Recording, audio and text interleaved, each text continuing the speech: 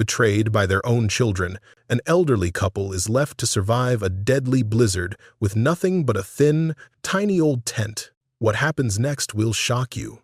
It's got everything you need, Kyle was saying, gesturing to the tent bag like it was a gift. Poles, stakes, the whole kit. I used it for a camping trip maybe 10 years ago. Should still be good. Harold looked at his son. Really looked at him. Kyle was 42, wearing a Patagonia jacket that probably cost more than Harold's last 3 months of groceries combined. His house behind him was 3 stories of modern architecture, all glass and sharp angles. 2 SUVs sat in the driveway. A boat trailer was visible beside the garage. I wish we could do more. You know we would if we could. But Brittany and we've got the kids' private school tuition, the second mortgage, we paid for your college. Evelyn interrupted. Every penny. We took out loans on the house to cover your business when it failed the first time.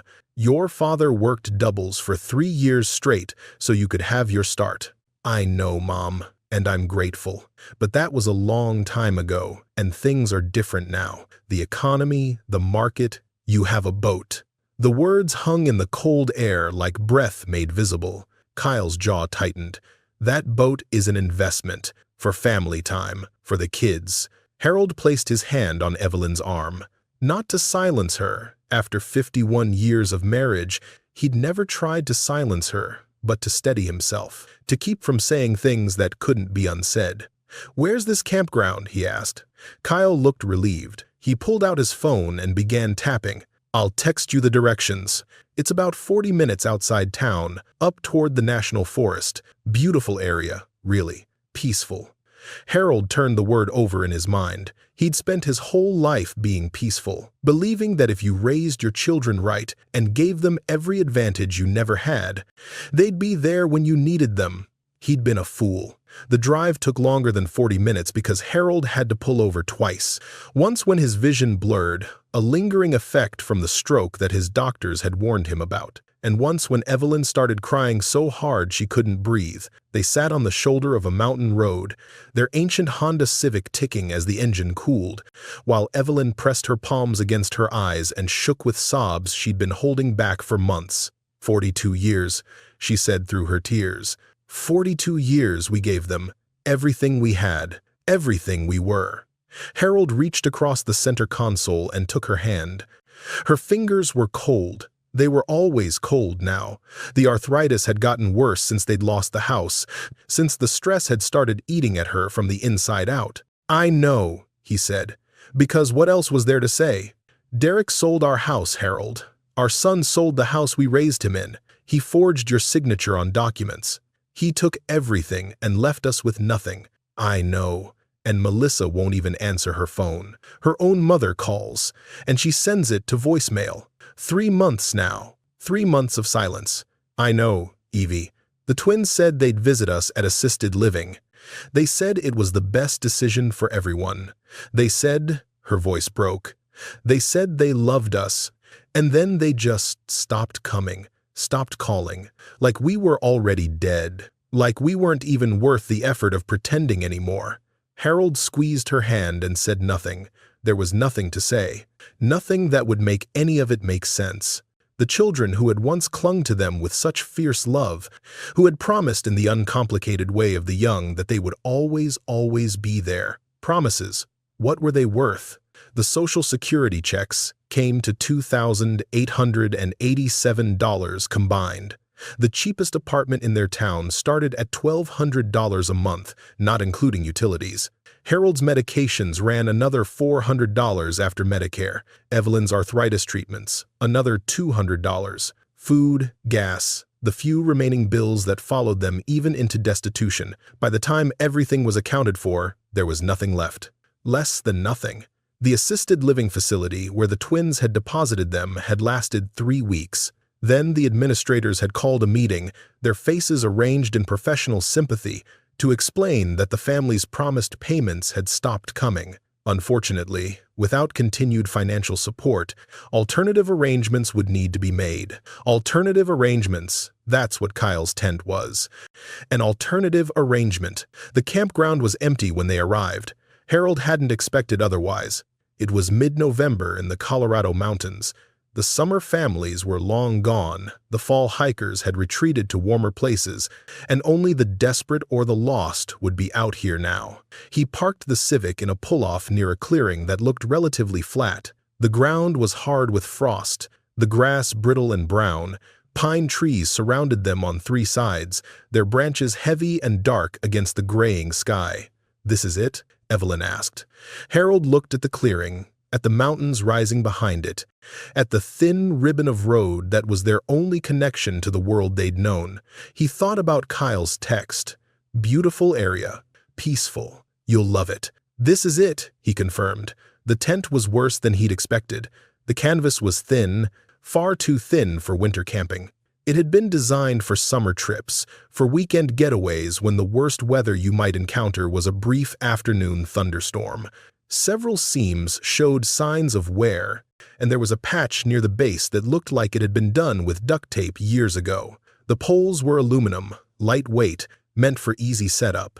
Harold's hands shook as he tried to fit them together, and twice he dropped sections into the frozen grass. "Let me help," Evelyn said. But when she bent to pick up a pole, her knees protested so loudly that Harold could hear the joint pop from 3 feet away. "I've got it," he told her. "Sit in the car. Stay warm. I'm not going to sit in the car while you, Evie. Please." She looked at him for a long moment. 51 years of marriage had given them a language beyond words. She saw the pride in his eyes, not the stubborn, foolish kind, but the fragile sort that was all he had left. The need to do this one thing, to build this pathetic shelter with his own 2 hands, to feel, for just a moment, like he was still capable of protecting her. She went to the car. It took Harold an hour to get the tent up, an hour of fumbling with poles and stakes, of pausing to catch his breath, of fighting against hands that wouldn't stop trembling, and a body that had never fully recovered from the stroke. By the time he was done, the sun was touching the mountain peaks, and the temperature had dropped another 15 degrees. The tent sagged in the middle. One corner didn't quite sit right, creating a gap where cold air would seep in. It was barely 8 feet across, enough room for 2 sleeping bags and nothing else. Harold stood back and looked at his work. This was what 42 years of sacrifice had earned them. This was the retirement they'd been promised by a lifetime of honest labor. This thin canvas shell in a frozen clearing, miles from anyone who cared whether they lived or died. He thought about the house on Maple Street, the kitchen where Evelyn had made Sunday dinners for 25 years, the back porch where he'd taught Derek and Kyle to throw a baseball, Melissa's old bedroom, still painted the pale pink she'd chosen when she was 12, the living room where the twins had taken their first steps, one after the other, always together. All of it is gone now, sold by their own son to cover debts he'd accumulated through carelessness and greed, signed away with Harold's forged signature on documents he'd never seen. Derek hadn't even had the courage to tell them himself. They'd learned about it from a lawyer's letter, delivered to the assisted living facility 3 days before they were asked to leave. Harold wiped his eyes with the back of his hand. The cold had made them water. That was all. They'd brought sleeping bags from Kyle's garage, summer weight, like everything else, and spread them inside the tent over a thin foam pad that did almost nothing to block the cold, seeping up from the frozen ground. They'd worn every piece of clothing they owned, layered one on top of the other, and still the cold found its way in. Evelyn's teeth chattered. Harold could feel her shaking beside him. Her thin body curled into a tight ball as she tried to conserve heat. He wrapped his arms around her and pulled her close, giving her what warmth he could, which wasn't much. "Tell me something," she whispered into the darkness. "Tell me a story. Something warm," Harold thought. His mind drifted back through the decades, searching for a memory that might hold some heat. "Remember our first apartment?" he said finally. "The one on 14th Street, with the radiator that clanked all night. The landlord said it was charming. It was freezing. That first winter, we'd wake up and see our breath inside the bedroom, but we had each other. We did. And that ugly orange couch your mother gave us." Evelyn laughed, a small sound, but real. "God, that couch. I was so embarrassed when anyone came over. I loved that couch. You did not. I did. Because it was ours. Because we sat on it together every night after I got home from work. Because that's where you told me you were pregnant with Derek. The memory settled over them like a blanket, thin, like everything else they had now. But something. We were so scared, Evelyn murmured. We had nothing. No savings, no plan. Just two kids pretending to be adults. But we figured it out. We did. We always figured it out. She was quiet. For a moment, then, will we figure this out? Harold didn't answer right away. The honest response would have been, I don't know. His medications were running low. The propane for their small camping stove would last maybe another week. The sleeping bags were already proving inadequate, and the real cold, the deep cold, the killing cold, hadn't even arrived yet. But 51 years of marriage had taught him that some truths didn't need to be spoken. She knew the odds as well as he did. She knew that Kyle's tent was less a gift than a sentence, that their children had sent them out here to disappear quietly, to solve the problem of their existence through the brutal mathematics of exposure. We'll figure it out, he said. It was a lie. They both knew it was a lie. But it was the kind of lie that two people tell each other when the truth is too cold to survive. Harold and Evelyn developed routines because routines were all they had. They woke with the sun, not by choice, but because the cold made sleep impossible once the deepest part of night had passed. They ate what little food they'd brought, canned soup heated over the propane stove, crackers that grew staler by the day. The last of the peanut butter scraped from a jar that had traveled with them through 3 temporary homes. Harold walked each morning. Not far, he didn't have the strength for far, but enough to keep his blood moving, to remind his body that it wasn't dead yet. He'd circle the clearing, then venture a few hundred yards down the access road, then return to find Evelyn waiting by the tent, her eyes searching his face for signs of distress. The stroke had left him with a slight drag in his left leg and an occasional blurring in his vision. The cold made both worse. Some mornings he'd return from his walks and have to sit for 20 minutes before the world stopped swimming. But he kept walking, because stopping felt like surrender. Because as long as he was moving, he was alive. Because Evelyn needed him to keep moving. She, in turn, did what she'd always done. She made things work. She organized their tiny space with the efficiency of someone who'd raised 4 children on a steelworker's salary. She rationed their food, calculated their propane usage, figured out that if she heated water and poured it into empty plastic bottles, they could use them as makeshift warming pads in their sleeping bags. "Where did you learn that?" Harold asked, the first time she showed him the trick. "My grandmother," she said. "During the war, they did what they had to do." Harold watched her work and felt something that might have been hope, or might have just been gratitude that he wasn't facing this alone. But the cold was relentless. By the 4th day, Evelyn's hands had grown so stiff she could barely grip the handles on the cooking pot. Her arthritis, which had been manageable with medication and warmth, flared into something savage. She moved like someone made of glass, terrified of shattering. By the 6th day, Harold ran out of his blood pressure medication. He didn't tell Evelyn. What was the point? There was no pharmacy out here, no doctor to write a new prescription, no money to pay for it, even if there were. He simply started each morning hoping his heart would keep its rhythm for one more day. By the 8th day, the first real snow came. Harold woke to a weight on the tent. For a confused moment, he thought he was back in the house on Maple Street, that the heavy pressure was just Evelyn's arm across his chest, that the cold was just a dream he'd wake from any second now. Then he opened his eyes and saw the canvas bowing inward, inches from his face. Snow. Heavy snow. So much that the tent's thin poles were straining under the load. "Evie," he shook her gently. "Evie, wake up." She stirred slowly, her movements sluggish in a way that frightened him. When her eyes finally opened, they were glassy, unfocused. "Cold," she murmured. "So cold, Harold." He struggled out of the sleeping bag, every joint screaming in protest, and began pushing at the canvas from inside. The snow resisted, packed dense and heavy. He pushed harder, feeling the strain in his shoulder, in his chest, in the weak left side of his body that never worked quite right anymore. Finally, The tent wall shifted, and a small avalanche of snow slid off the exterior. Harold heard it thump to the ground, felt the canvas spring back to its normal position, but when he turned around, Evelyn hadn't moved. She lay in her sleeping bag, eyes half closed, shivering in a way that seemed almost mechanical. Her lips had a bluish tint that Harold recognized from his safety training at the mill. Hypothermia. Early stages, but there, Evie. He knelt beside her, took her face in his hands. Her skin was ice. "Evie, I need you to stay awake. Can you do that for me?" "Tired," she whispered. "Just want to sleep." I know, honey, but you can't sleep right now. You have to stay awake." He fumbled with the propane stove, his own hands shaking so badly he could barely manage the igniter. 3 tries, 4, 5, finally, a flame. He put water on to boil, wrapped Evelyn in every blanket they had, and talked.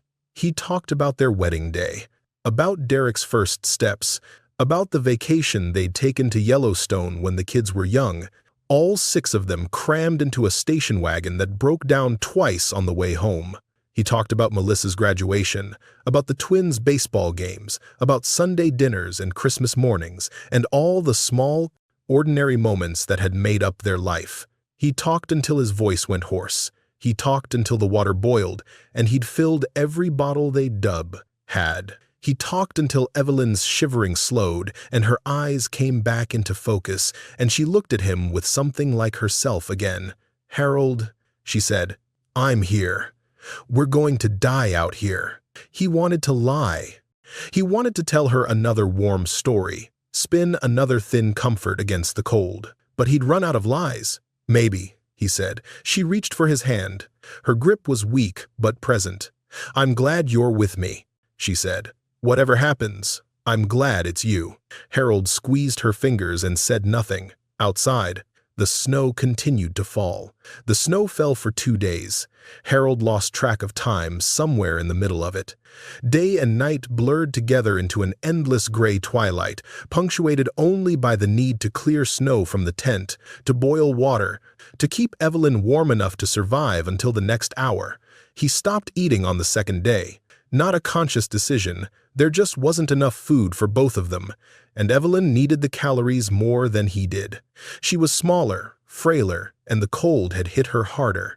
So Harold heated soup and crackers for her, told her he'd already eaten, and ignored the hollow ache in his stomach. The propane ran out on the morning of the 3rd day. He'd known it was coming.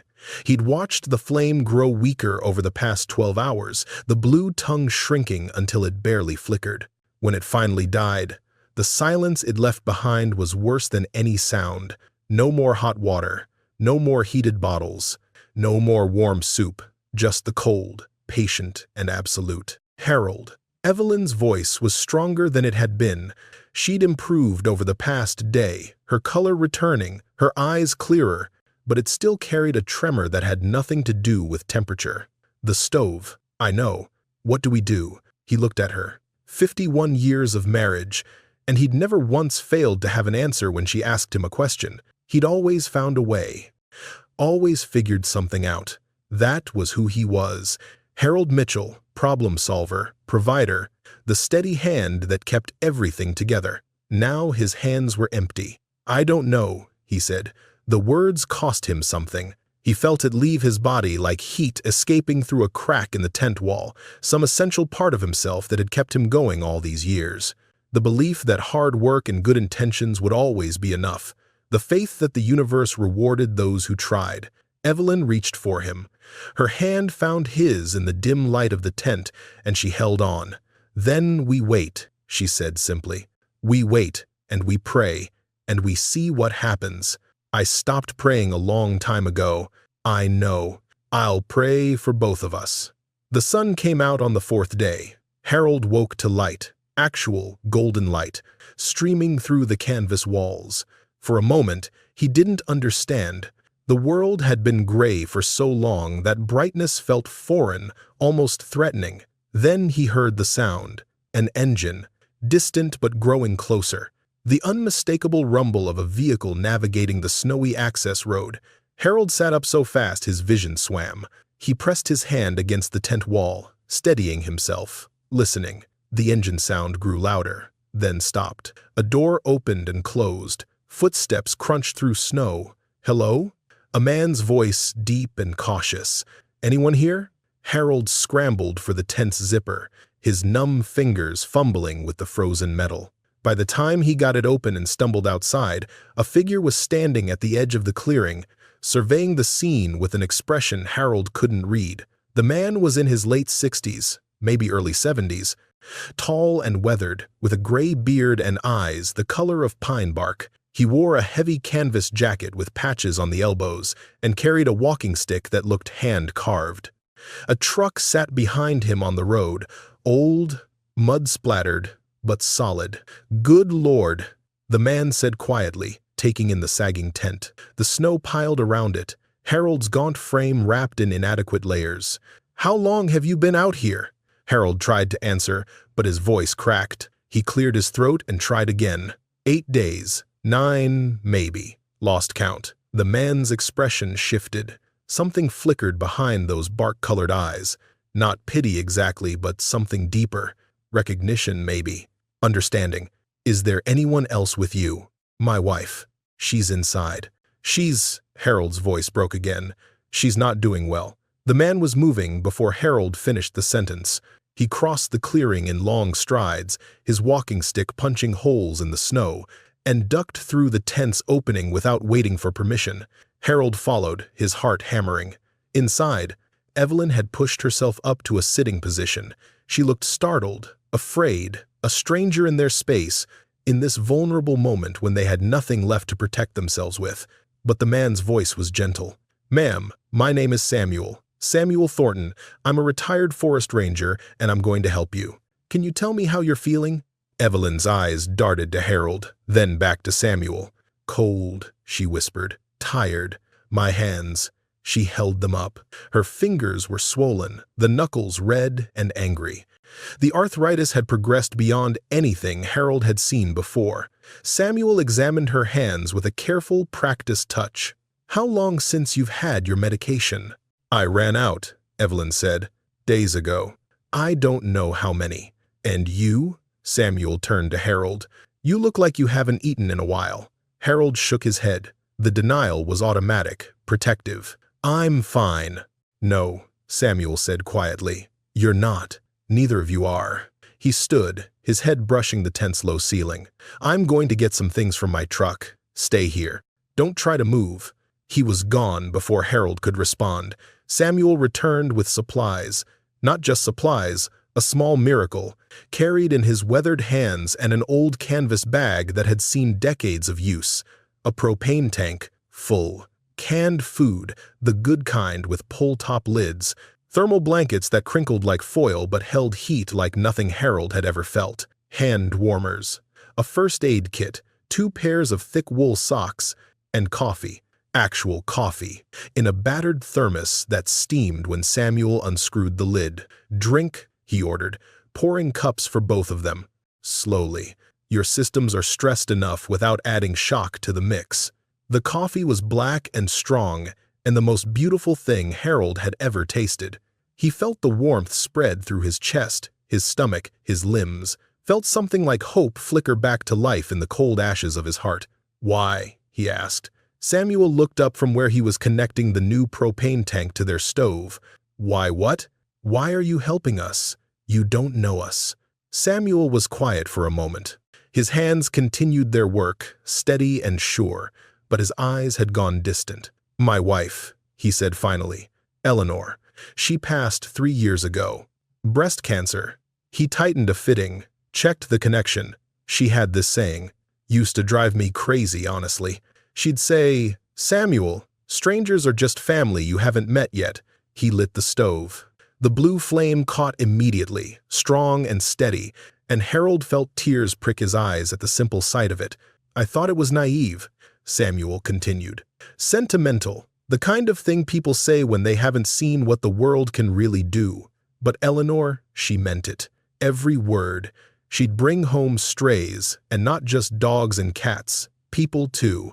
Folks who needed a meal, a place to stay, someone to listen." He smiled, but it was a sad smile, heavy with memory. She made our house feel like a train station sometimes. People coming and going, all of them touched by her kindness.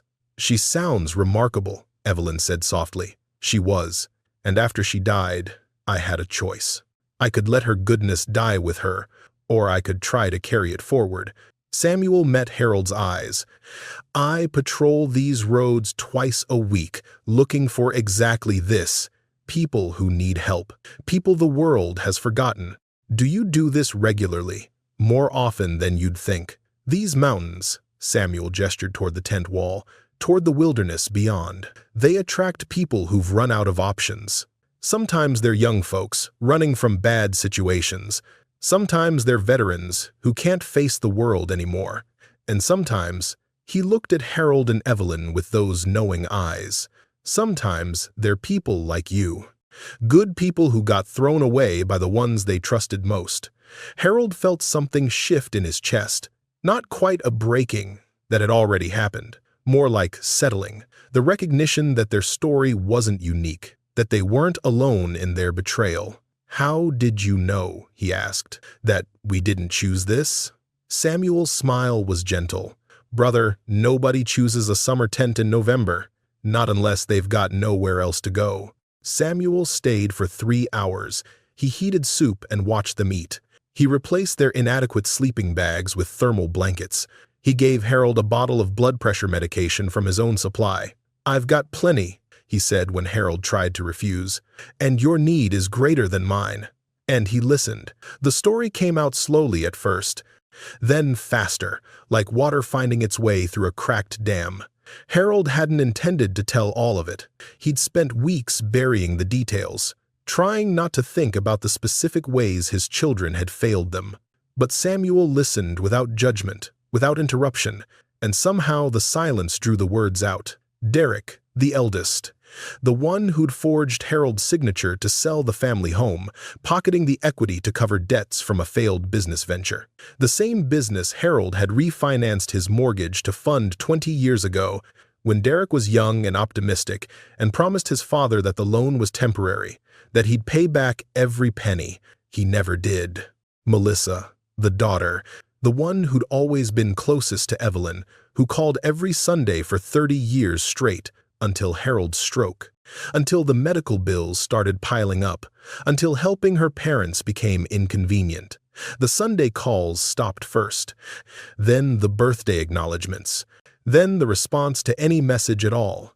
Her number had been disconnected for 2 months now. The twins, Marcus and Michael, they'd been the ones to suggest the assisted living facility, presenting it as a kindness when it was actually a cage.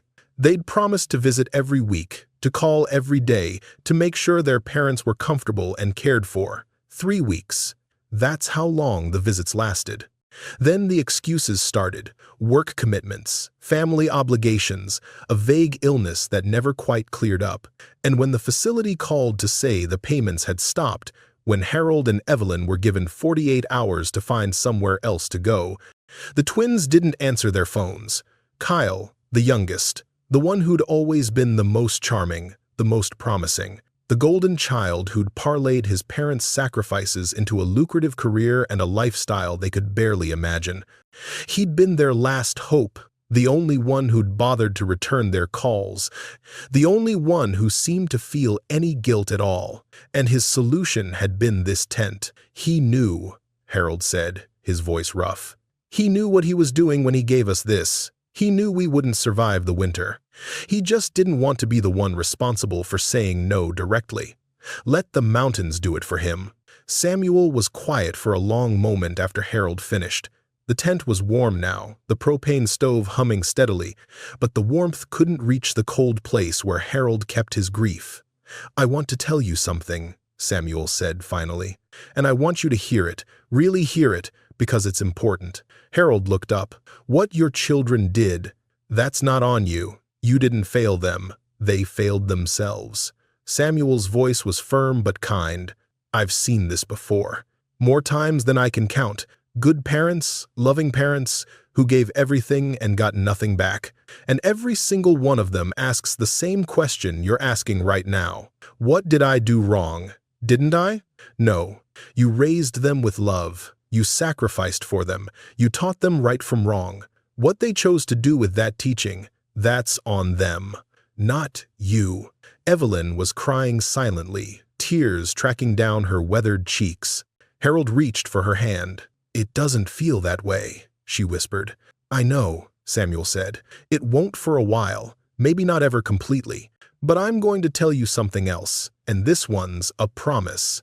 He leaned forward, holding their eyes with his own. "You're not alone anymore. There are people in these mountains who look out for each other, who understand what it means to be forgotten by the world, and I'm going to connect you with them." "People?" Harold asked. "A community. Informal, mostly, but real. Folks like you who ended up out here for one reason or another and decided to survive together instead of alone." Samuel stood, his knees cracking. "I'm going to come back tomorrow with more supplies. And the day after that, if the roads are clear, I'm taking you somewhere warm." "We can't pay you," Harold said. "We don't have anything." Samuel's smile reached his eyes for the first time. "Brother, Eleanor didn't do what she did for payment. Neither do I." He pulled on his coat. "Get some rest. Eat. Stay warm. Tomorrow, things start getting better." He came back the next day, as promised, and the day after that, and the day after that. Each visit brought supplies, food, medicine, warm clothing that fit better than anything they'd owned in months. Samuel never made a production of it, never drew attention to his generosity. He simply arrived, unloaded whatever he'd brought, and sat with them while they ate. But more than the supplies, he brought something Harold hadn't realized he needed: conversation. Samuel told them about his life. 40 years as a forest ranger, walking these mountains in every season.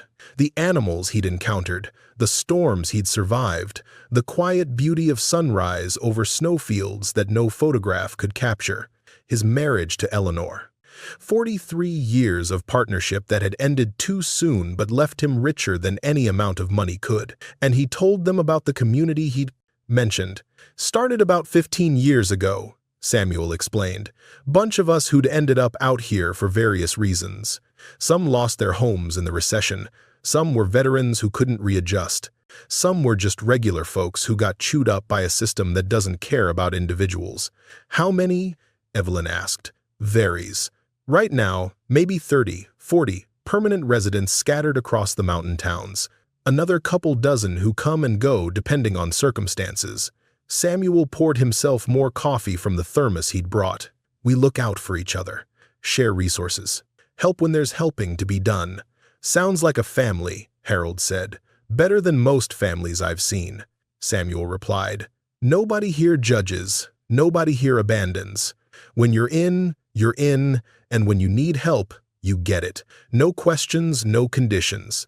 Harold thought about his own family, the conditions that had been placed on love. The way help had always come with strings attached, expectations to be met, debts to be repaid. "What would we have to do?" he asked. "To be part of this community?" Samuel smiled. "You're already doing it, surviving, refusing to give up, treating each other with kindness even when everything else has fallen apart." He set down his coffee cup.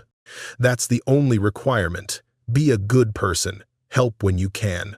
Accept help when you need it. That's it. That's everything. The rest takes care of itself." On the 7th day, after Samuel first found them, the weather broke completely. The sky was crystalline blue, the snow glittering under a sun that actually held warmth. Harold stepped outside the tent and felt something he hadn't felt in weeks: the simple pleasure of a beautiful day. Samuel's truck appeared on the access road around mid-morning, but this time, he wasn't alone. A second vehicle followed him, a worn Subaru wagon with a ski rack on top and a bumper sticker that read, "Not all who wander are lost." Behind it came a third vehicle, a pickup even older than Samuel's, driven by a woman with gray hair pulled back in a practical braid. Harold watched them approach, his heart beating faster. Samuel climbed out of his truck and crossed to where Harold stood. His expression was serious but not grim.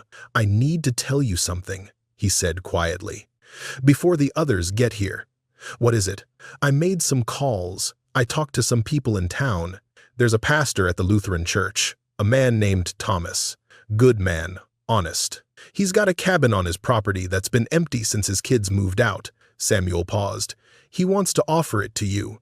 Free and clear, for as long as you need it. Harold opened his mouth, but no words came out. It's small, Samuel continued. 2 rooms, a kitchen, a bathroom.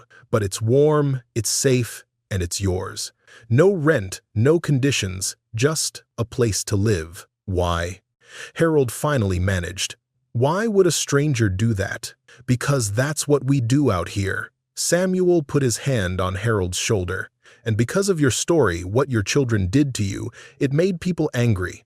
Not at you, at the injustice of it. At the idea that anyone could treat their parents that way. The woman from the pickup had reached them now. She was in her late 50s, sun-weathered and capable-looking, with the kind of handshake that meant business. "I'm Ruth," she said. "Samuel told me about your situation. I'm a nurse, retired, mostly, but I still practice informally for folks who need it and can't afford the regular system." She looked Harold up and down with professional eyes. "You need to eat more. And I want to check your blood pressure before you go anywhere. I'm fine. You're not fine. You're a man recovering from a stroke who's been living in a canvas tent in November. Nobody in that situation is fine." She said it without judgment, just fact. "Let me help." The driver of the Subaru had joined them now, a younger man, maybe 40, with kind eyes and a nervous energy that suggested he'd rather be doing something useful than standing around talking. "I'm James," he said. "I brought some things, clothes mostly, winter stuff that should fit both of you better than whatever you've got." He gestured toward his car.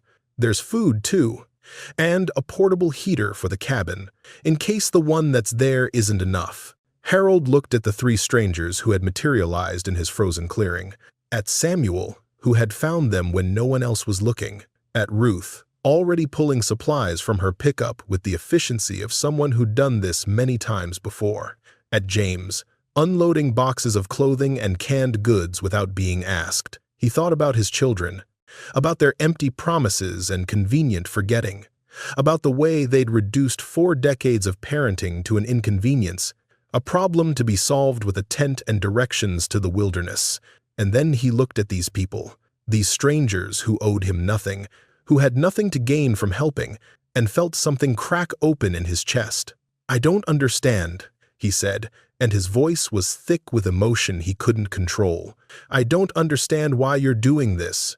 Ruth stopped what she was doing and turned to face him. Her expression was soft in a way that reminded Harold of Eleanor, the wife Samuel had lost, who believed that strangers were just family you hadn't met yet. "Honey," Ruth said, "you don't need to understand it. You just need to accept it." She smiled. "That's the hardest part, I know, accepting help when you've spent your whole life being the one who helps. But you've earned this. You've earned kindness. And we're going to make sure you get it whether you understand why or not." Evelyn had emerged from the tent during the conversation. She stood beside Harold, taking in the scene, the vehicles, the supplies, the strangers who had become something else entirely. "Is this real?" she whispered. Harold put his arm around her, feeling her lean into him the way she had for 51 years. "I think so," he said. "I think it finally is." The cabin sat at the end of a gravel road that wound through pine trees like a secret being whispered from one mountain to the next. It was small, just as Samuel had described. White clapboard siding that needed paint, a green metal roof dusted with snow, a porch barely wide enough for 2 chairs. But smoke curled from the chimney, and warm light glowed behind curtained windows, and to Harold Mitchell, it looked like a palace. Pastor Thomas stood on the porch waiting. He was a tall man, thin in the way of people who forgot to eat when they were busy caring for others. His hair was white, and his face was lined, but his eyes held a gentleness that made Harold think of his own father, dead now for 30 years but never forgotten. "Welcome," Thomas said, stepping forward to shake Harold's hand. His grip was firm but not aggressive. "I'm Thomas. I've heard a bit about your situation, and I want you to know, this place is yours for as long as you need it. No strings, no expectations."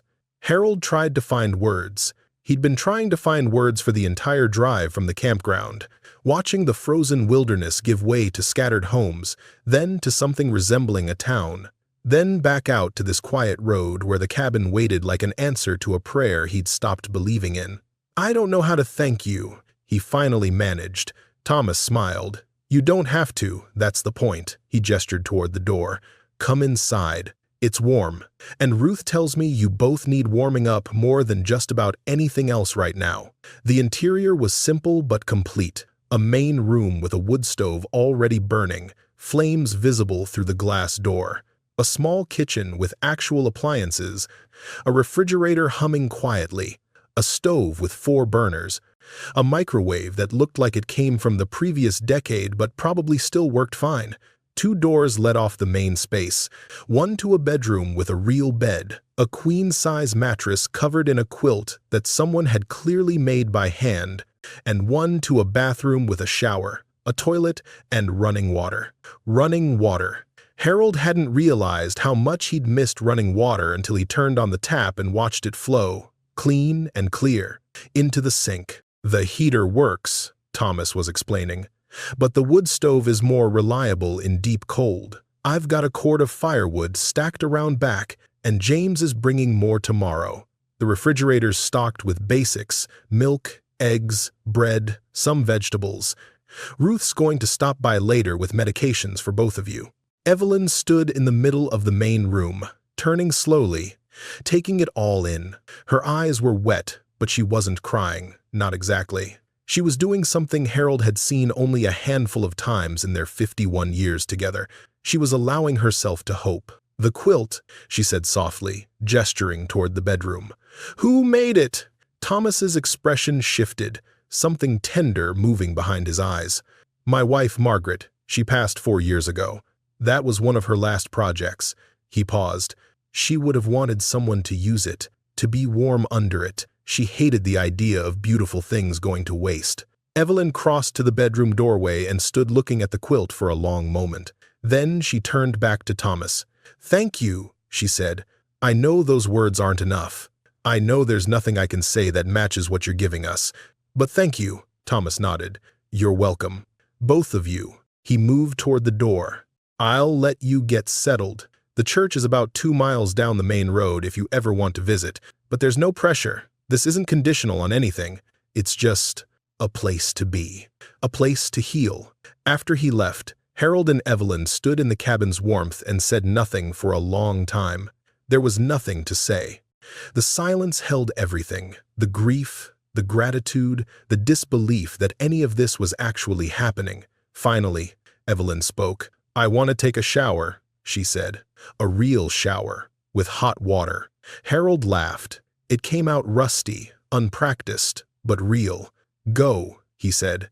"Take your time. I'll figure out the wood stove." She disappeared into the bathroom, and a moment later Harold heard the water start. He imagined her standing under the spray, letting the heat soak into her aching joints, washing away the cold and the fear and the residue of everything they'd endured. He added a log to the wood stove and sat in the chair nearest the warmth. For the first time in months, he let himself believe they might actually survive. Ruth arrived the next morning with a medical bag and a no-nonsense attitude that reminded Harold of the faith. Nurses at the VA hospital where he'd had his stroke evaluated. "Sit," she ordered, pointing to the kitchen chair she'd pulled into the center of the room.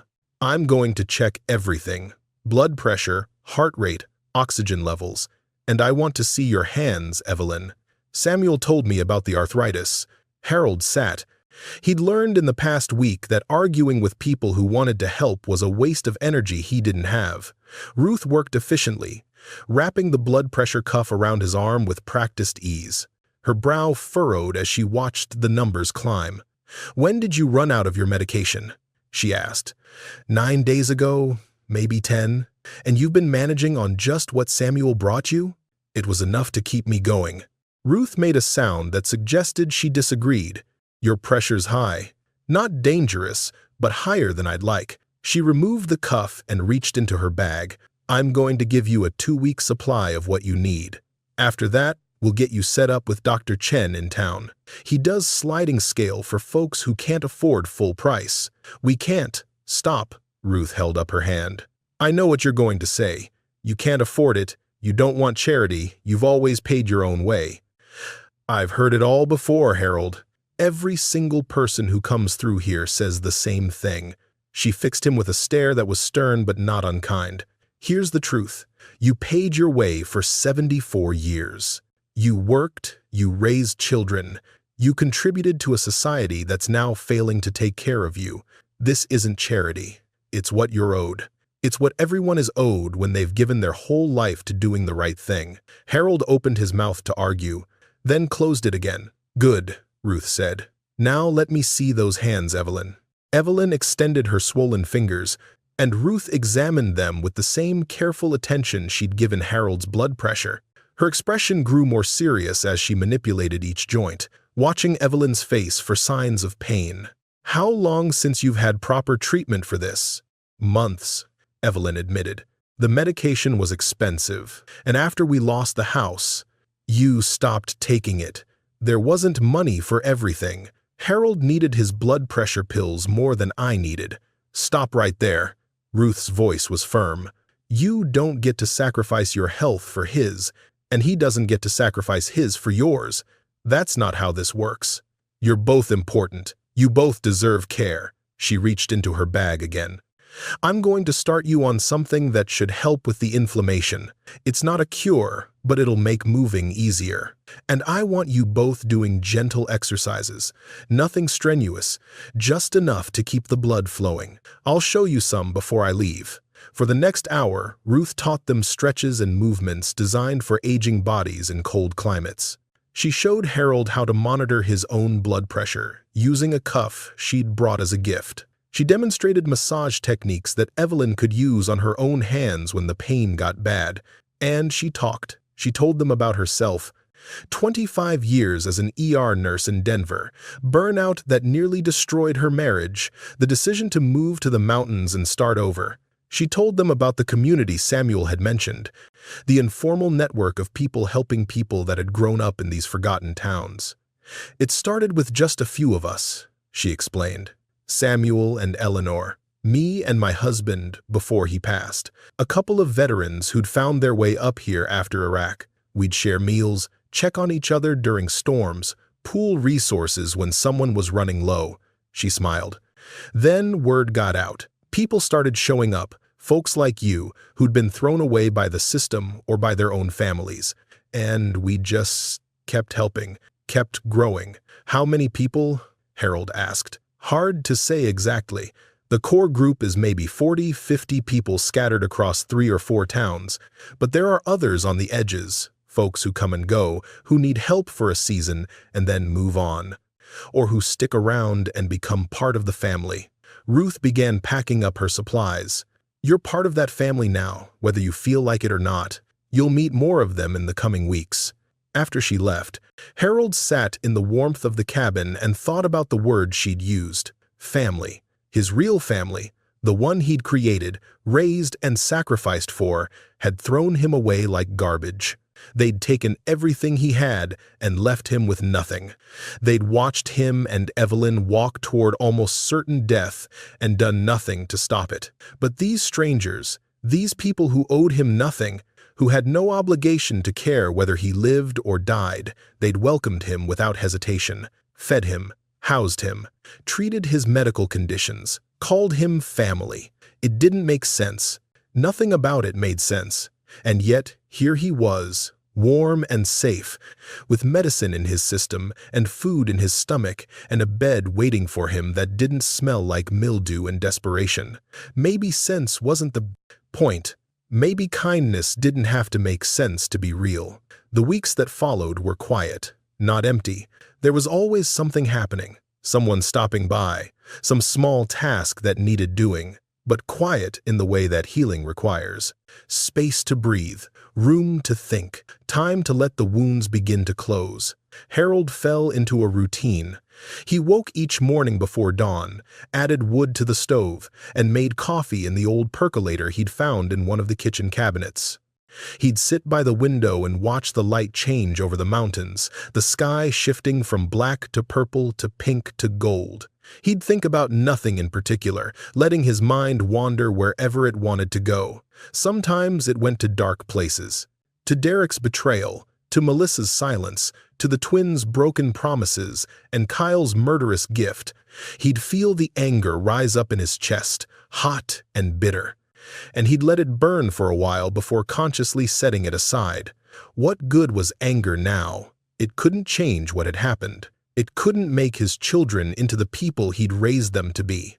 It could only poison whatever time he had left, and he decided, without quite realizing he'd decided, that he didn't want to spend that time being angry. So he'd let the anger go, morning by morning, and focus instead on what was in front of him. The coffee cooling in his hands, the fire crackling in the stove. Evelyn's breathing, soft and steady, from the bedroom where she still slept. She was getting better. The medication Ruth had provided was working, reducing the swelling in her joints, giving her back mobility she'd lost months ago. She'd started cooking again, nothing elaborate, just simple meals that reminded Harold of their early years together, when money was tight but love was abundant. Soup and fresh bread, eggs scrambled with whatever vegetables were on hand. Coffee cake made from a recipe her mother had passed down 3 generations. "I forgot how much I missed this," she told him one evening, standing at the stove with a wooden spoon in her hand. "Having a kitchen, having a home." "Me too," Harold said. "Do you think," she paused, stirring something that smelled like onions and garlic, "do you think we can stay here, really stay?" It was a question Harold had been asking himself for weeks.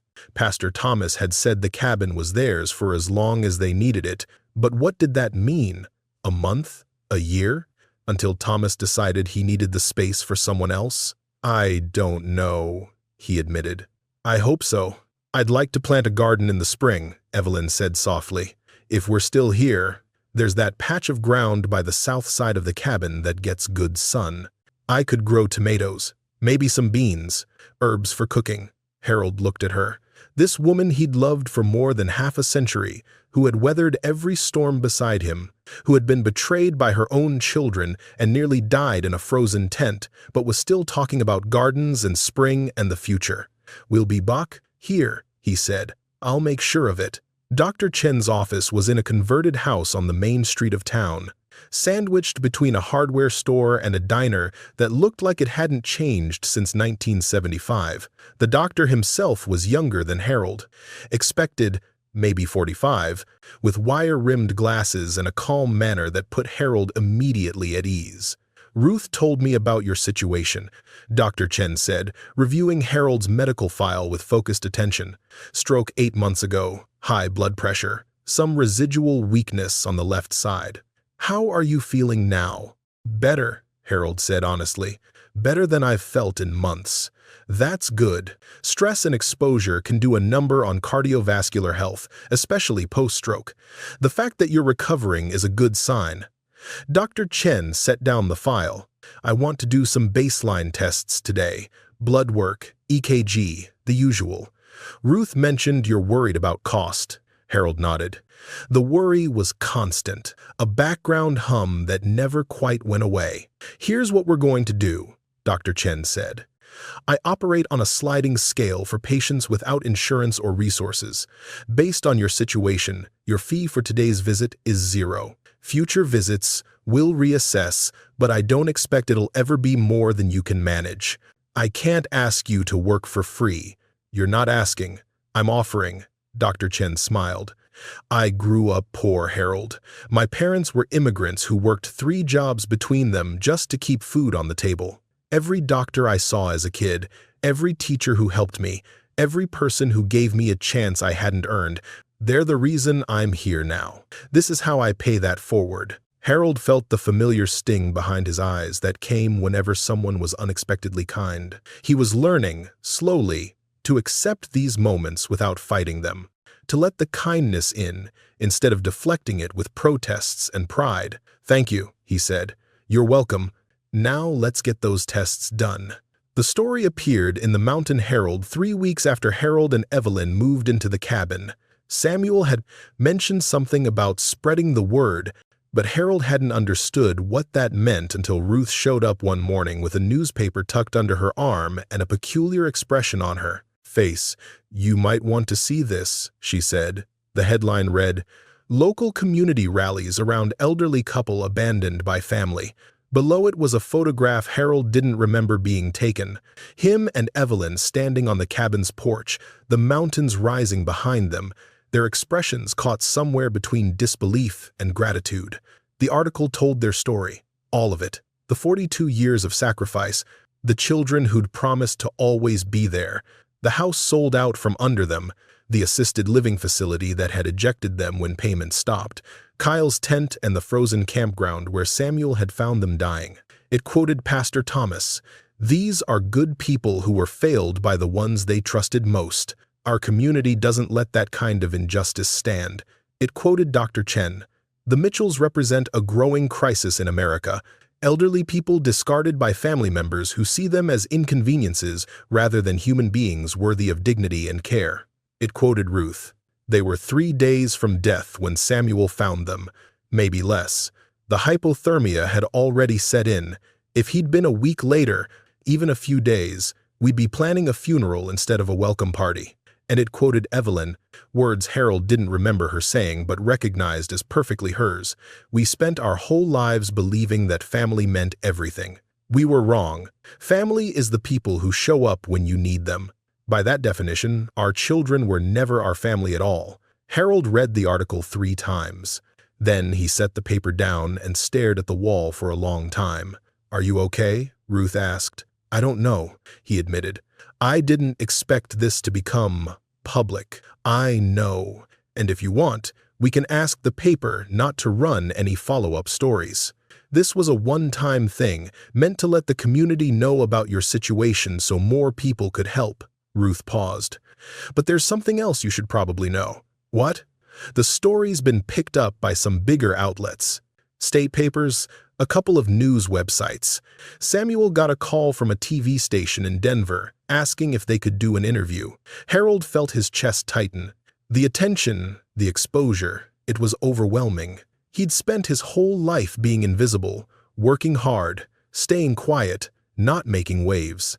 The idea of his story being broadcast to thousands of strangers made him want to retreat into the cabin and never come out. But there was something else, too, something that flickered in the back of his mind like a distant light. His children, they would see this. They would see what they'd done, laid out in black and white for everyone to read. They would have to face the consequences of their abandonment, not in private where it could be denied and forgotten, but in public where the whole world could judge. Part of Harold, the part that still felt the anger, the betrayal, the bone-deep hurt of being thrown away by his own flesh and blood, wanted that, wanted them to feel shame, wanted them to understand what they'd done. But another part, the part that had learned to let go during those quiet mornings by the wood stove, wondered if public humiliation would change anything, if it would make his children better people or just angrier ones. If revenge, even passive revenge, was worth the cost to his own soul. "What do you want to do?" Ruth asked gently. Harold looked at Evelyn, who had been reading the article over his shoulder. Her expression was complicated, hurt and pride, and something that might have been satisfaction, all mixed together in a way that was hard to untangle. "What do you think?" he asked her. She was quiet for a moment. Then she said something that surprised him. "I think our story might help someone else. Some other parent who's being thrown away by their children. Some other couple who thinks they're alone." She met his eyes. "We're not alone. We know that now. Maybe if other people see our story, they'll know it too." Harold considered this. The idea that their suffering might have purpose, that it might illuminate a path for someone else walking through the same darkness, was not one that had occurred to him before. "Okay," he said finally. "We'll do the interview, but I want to control what we say. I don't want it to be about revenge or blame. I want it to be about survival, about community, about finding family in unexpected places." Ruth smiled. "I'll let Samuel know. He'll handle the media stuff. He's better at that than anyone else I know." After she left, Harold and Evelyn sat together in the quiet cabin. The newspapers spread between them like evidence of a crime and a miracle all at once. "Do you think they'll see it?" Evelyn asked. "Derek and Melissa and the twins and Kyle?" "Probably," Harold said. "What do you think they'll do?" Harold thought about his children, about the people they'd become, selfish, short-sighted, capable of cruelty he never would have believed when they were young. He thought about the choices they'd made and the ones they would make in the future. "I don't know," he said honestly. "But I'm done worrying about it. I'm done carrying them. They made their choices. Now they have to live with them." He put his arm around Evelyn and pulled her close. "We have a new family now," he said, "and that's the one I want to focus on." Outside, the mountains stood watch as they always had, patient and eternal. The snow had begun to melt in patches, revealing dark earth beneath, and somewhere in the distance, a bird was singing, the first sign of spring pushing back against winter's grip. Inside the cabin, Harold and Evelyn sat together in the warmth, letting the past recede and the future take shape. Whatever came next, they would face it together. And this time, they wouldn't be alone. The call came on a Tuesday morning in late March. Harold was outside splitting firewood, something Dr. Chen had cleared him to do in moderation, and something that made him feel useful in a way he hadn't felt in months. The rhythm of it was meditative. Lift, swing, crack, lift, swing, crack. Each split log was proof that his body still worked, that he was still capable of providing, even if what he was providing was just warmth for himself and Evelyn. He heard the phone ringing inside the cabin, the landline that Pastor Thomas had insisted on installing. "For emergencies and for connection," he'd said. Harold set down the axe and walked inside, his breath visible in the cold air.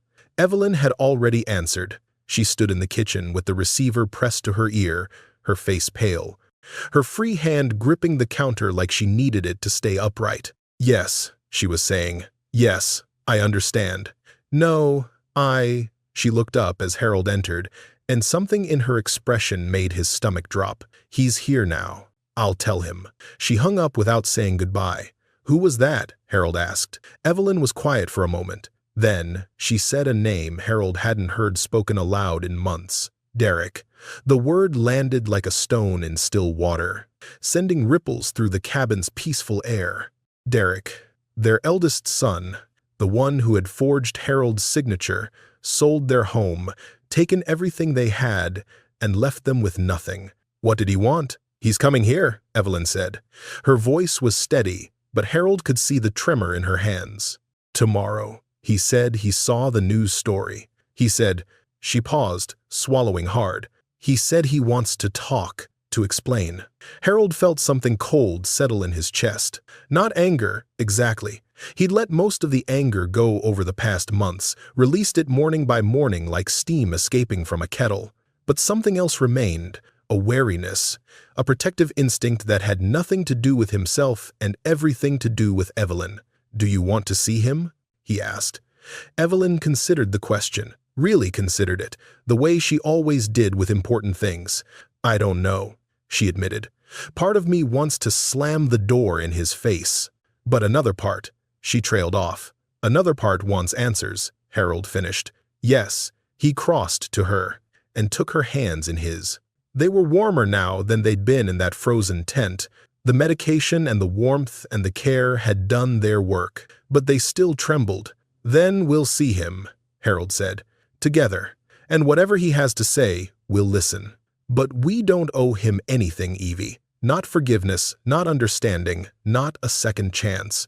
We listen, and then we decide what comes next." She nodded slowly.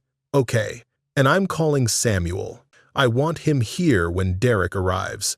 "You think there'll be trouble?" Harold thought about his son, about the man Derek had become. Desperate, selfish, capable of betrayal Harold never would have imagined. "I don't know," he said honestly. "But I'd rather have backup and not need it than need it and not have it." Samuel arrived the next morning, an hour before Derek was scheduled to appear.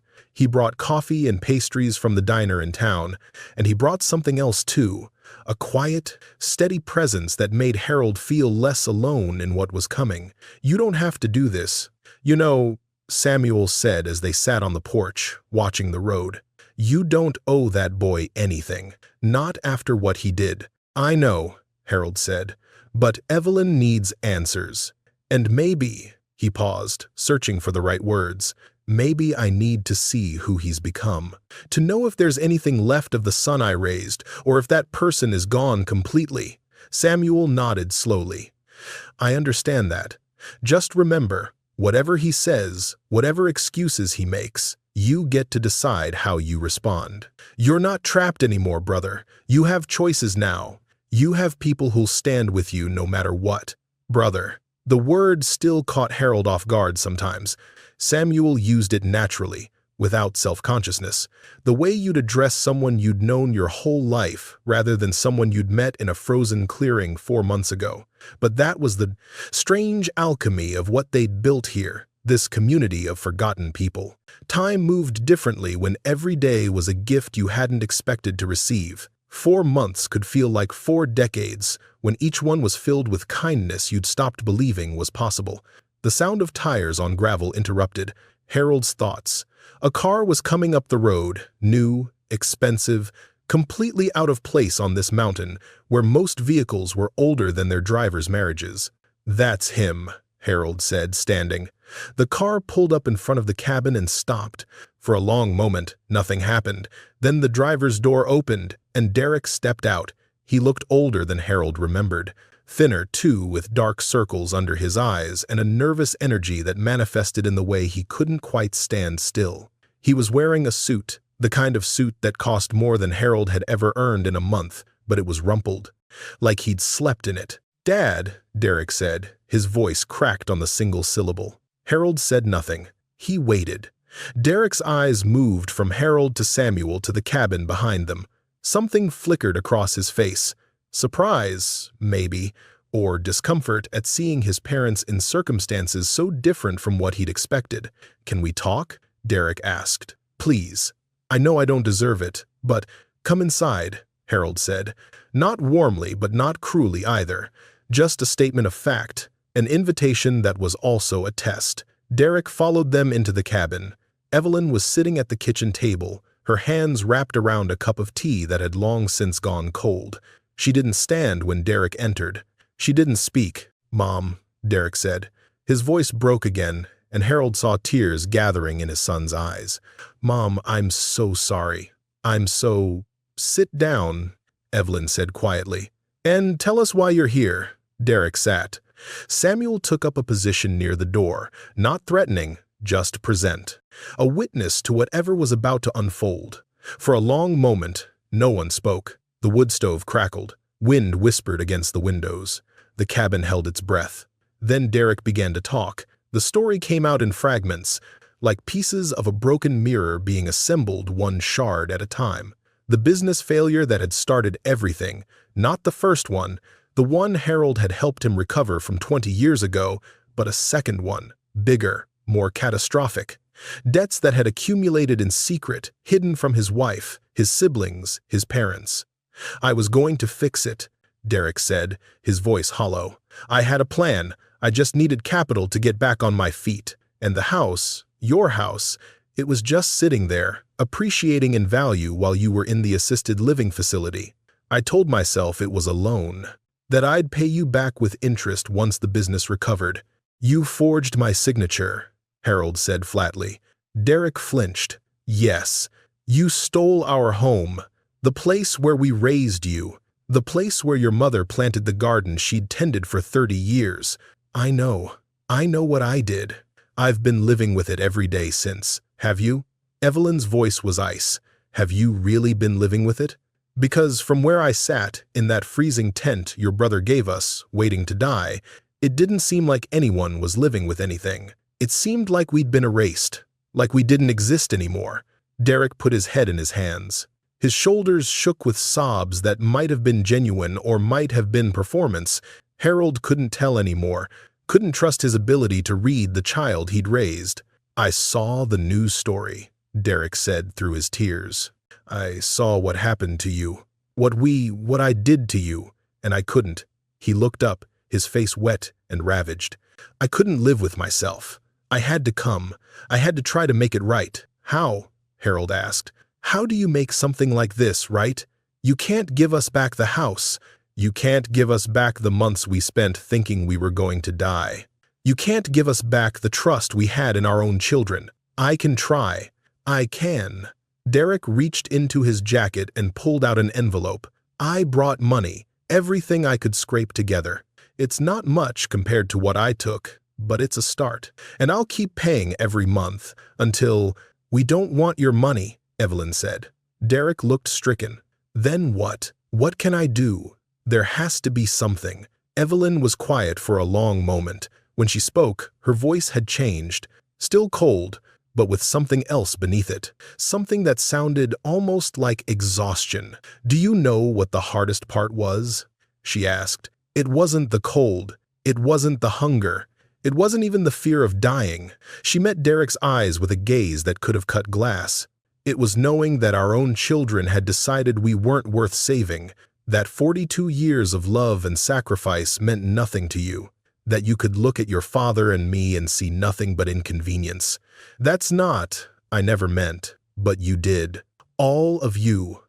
Derek with his theft, Melissa with her silence, the twins with their broken promises, Kyle with his death sentence disguised as a gift. Evelyn's voice finally cracked. We gave you everything, everything, and you threw us away like we were garbage.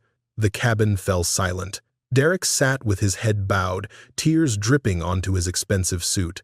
Harold watched his son and tried to feel something— anger, pity, forgiveness, anything, but found only emptiness. It was Samuel who finally spoke. I'm going to say something, he said, his voice gentle but firm, and then I'm going to step outside and let you folks work this out. Derek looked up, startled by the stranger's intervention. I've lived in these mountains for 40 years, Samuel continued.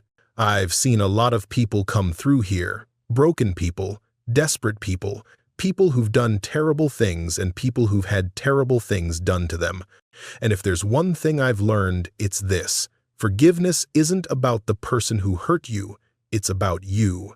About whether you want to carry that weight for the rest of your life, or whether you want to set it down. He looked at Harold, then at Evelyn. You don't owe this man anything.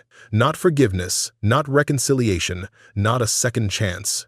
But you do owe yourselves peace. And sometimes, not always, but sometimes, peace comes from letting go of the anger, even when it's justified. He moved toward the door. I'll be on the porch if you need me. The door closed behind him, leaving Harold and Evelyn alone with their son. The conversation lasted 3 hours. Derek talked about his failures, not just the business, but all of it. The marriage that was crumbling under the weight of secrets. The children who barely knew their grandparents because Derek had been too ashamed of his own inadequacy to facilitate the relationship. The drinking that had gotten worse over the past year. The mornings he woke up hating himself. The nights he spent wondering if his parents had survived the winter. I told myself you'd be fine, he admitted, that you'd figure something out, that you were survivors, and you'd land on your feet the way you always did. I told myself all kinds of lies because facing the truth was too hard. Harold listened. He didn't interrupt, didn't argue, didn't offer comfort. He just listened, and slowly something strange began to happen.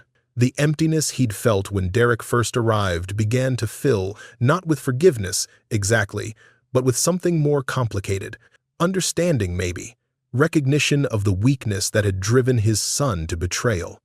Awareness that the child he'd raised was still in there somewhere, buried beneath layers of shame and fear and self-destruction. It didn't make what Derek did okay. Nothing could make that okay. But it made it human, explicable. The result of choices that were terrible but comprehensible. When Derek finally ran out of words, Evelyn spoke. I can't forgive you, she said. Not today, maybe not ever. You need to understand that. Derek nodded miserably. But I can tell you this, I don't want to hate you anymore. Hating you takes energy I don't have. It takes space in my heart that I'd rather fill with something else.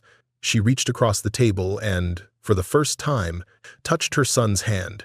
I'm not going to pretend everything is okay. It's not okay. But I'm also not going to carry this anger around like a stone in my chest until it kills me." "What does that mean?" Derek asked. "For us? For the future?" Harold answered. "It means we take it slow. You don't get to walk back into our lives like nothing happened.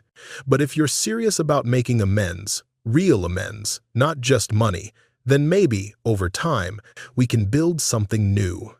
"I am serious. I swear I am. Then prove it, not with promises, with actions." Harold stood, signaling that the conversation was over. "You can start by being honest with your siblings. Tell them what happened here today. Tell them that their parents survived despite everything they did to ensure otherwise. And tell them that, if they ever want a relationship with us again, they know where to find us." Derek stood too, his movements uncertain. Can I come back to visit?" Harold looked at Evelyn. She gave a small, almost imperceptible nod. "In a few months," Harold said. "Call first." And Derek, he caught his son's eyes and held them. "If you ever lie to us again about anything, you'll never see us again. That's not a threat. It's a fact." "I understand." "Good. Now go home. Fix your marriage. Be a better father than you've been a son. And maybe we can figure out the rest." Derek left. Harold and Evelyn stood on the porch with Samuel, watching the expensive car disappear down the mountain road. "You did well," Samuel said quietly. "Both of you." Evelyn leaned against Harold's shoulder. "I don't know if I did well or not. I just did what felt right." "That's usually the same thing," Samuel replied.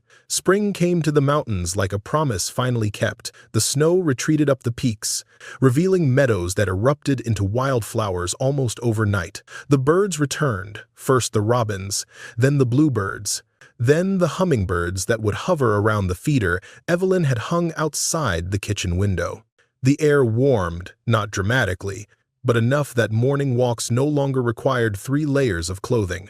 Harold and Evelyn settled into their new life with a contentment that still surprised them both. The garden Evelyn had dreamed about became real. Tomatoes and beans and herbs, just as she'd hoped, growing in the sunny patch beside the cabin. Harold built raised beds to make the work easier on her knees, and she spent hours each day tending her plants with a care that bordered on devotion.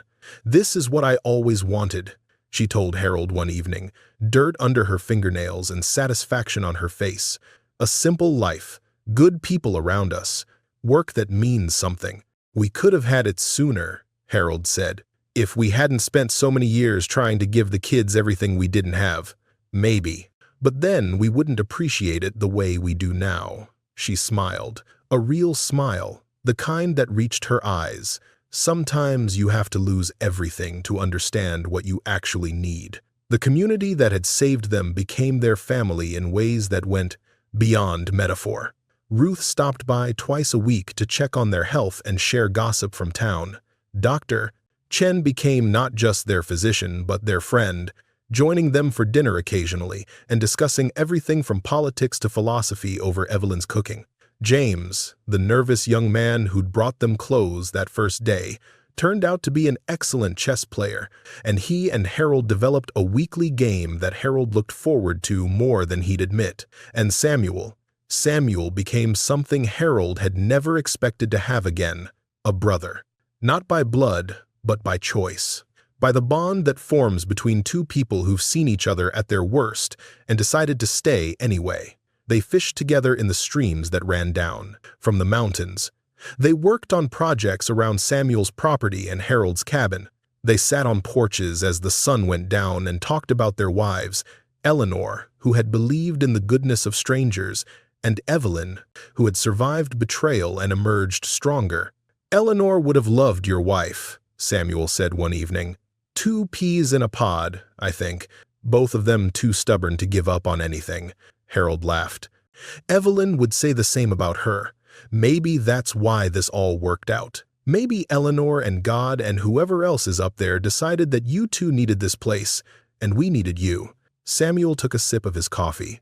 "I don't believe in coincidences, brother. Never have. Things happen for reasons, even when we can't see them." Harold thought about that night in the tent, the cold that had seeped into his bones. The certainty that he and Evelyn were going to die there, forgotten and alone. And then Samuel's voice, calling through the storm. "Hello? Anyone here?" "Maybe you're right," Harold said. "Maybe this was always supposed to happen. Or maybe we just got lucky." Samuel smiled. "Either way, I'm grateful you're here." "Me too." The other children came eventually, not all at once, and not without resistance. But the story Derek told them, the story of their parents' survival, of the community that had saved them, of the confrontation in the cabin, worked its way through the family like water through cracks in stone. Melissa called first. Her voice was small and scared, nothing like the confident woman Harold remembered from before his stroke. She cried through most of the conversation, apologizing for things Harold had almost forgotten, for silences that had stretched into chasms. "I didn't know what to say," she admitted. "After everything went wrong, I just froze. I couldn't face what was happening to you, so I pretended it wasn't happening." "I know that's not an excuse." "No," Harold agreed. "It's not. Can I try again? Can we try again?"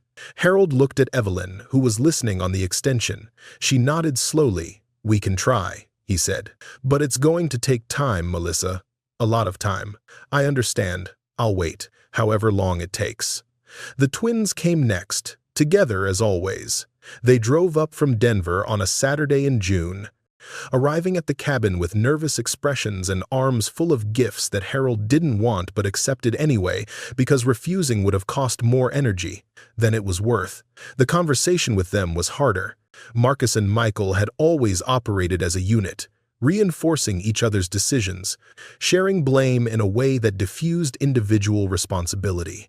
Getting them to acknowledge what they'd done, really acknowledge it, not just offer the empty apologies they'd learned to deploy like shields, took hours of difficult conversation.